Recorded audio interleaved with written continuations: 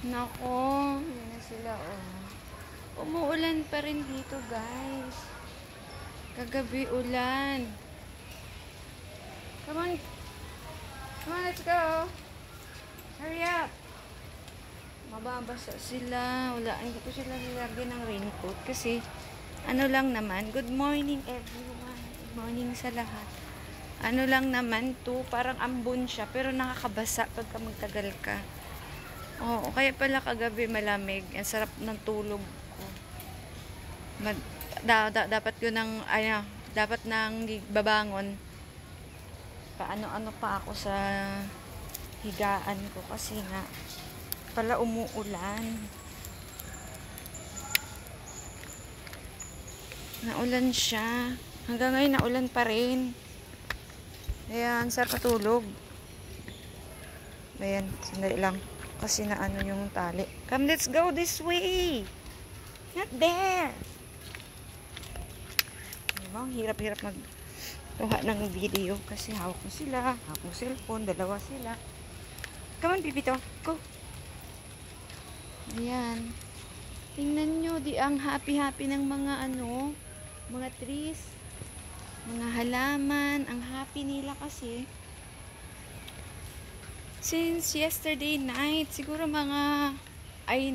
siguro ayan ang saya-saya ng mga, kasi na sila. Naamoy ko na nga yung mga halamanan ko doon sa taas, doon sa bahay, sa balcony. Yung mga bulaklak niya, na kasi everyday ko naman yun dinidiligan. Ayan, sobrang happy na yung mga plants.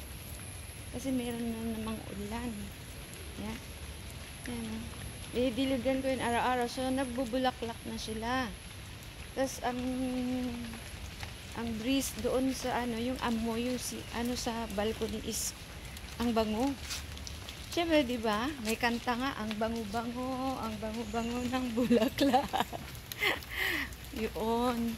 Kaya, siya, okay. Nakakatuwa din naman na makita mo yung mga halaman, mga puno na masaya kasi nga baga kung nadidiligan ka, 'di ba? Yung mga halaman parang nagiging blooming, 'di ba? Oo. Yan 'yun pag nadidiligan. Kaya di mga halaman, 'di ba? Naging blooming sila. Kasi siguro umulan mga bandang madaling araw, mga around 2 AM hanggang ngayon. Maulan pa, pero hindi na ako gumamit ng payong kasi paano ko pa hawakan yung payong? Dalawa sila, hawak ko. Tapos ito, nag-video, wala na. Tingnan nyo guys. Di ba? Makikita nyo naman guys, yung mga halaman, blooming, di ba? Tapos tingnan mo naman, dun sa kabilang side. Kasi, yan, di ba? Blooming na sila. Of course, kasi naulan na. Nadiligan sila ng bonggang-bongga. Ganda. Sana all nadiligan. Joke lang. Oo, 'di ba? Ganda, talagang happy ka pag nadiligan ka.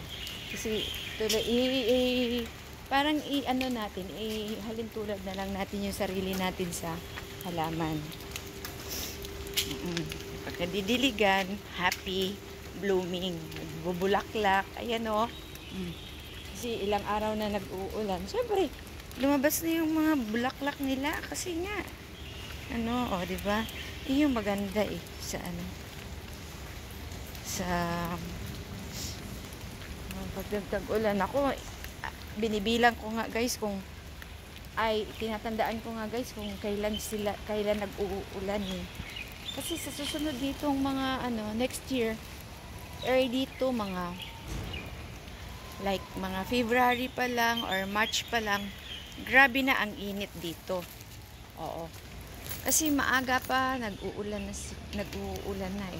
Parang nag-start ng ulan-ulan dito is end of April, nag-uulan na siya. Tapos ngayon, alam ko pa ulan-ulan na talaga to kasi yung sky niya parang iba na. Yun yung palatandaan na tag-ulan na dito. Uy, naku, hinila nila ako dito. Come this side, not here, not here. It's very wet. Ayan. Di ba guys?